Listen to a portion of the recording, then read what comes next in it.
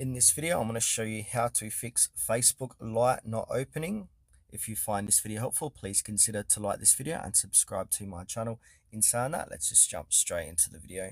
Alright, so if your Facebook Lite is not opening the way it should, it could be due to various reasons such as app glitches, network problems, or even outdated software.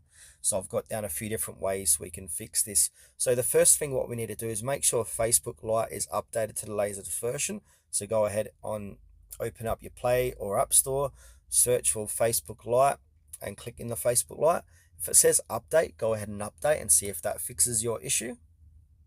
There could be corrupted cache data as well, so we need to go ahead and clear that. So to do so, go ahead and click and hold down Facebook Lite, click into I to get into app info.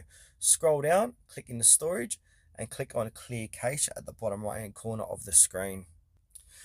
Another fix what we can do, if you're using Wi-Fi mobile data, try switching to using your mobile data and vice versa. Also check for low storage space. So if you don't have much storage on your phone, this can prevent the app from running. And also every now and then Facebook server downtime. So just go and do a Google search to see if Facebook servers are down, because if they are, you won't be able to open that app.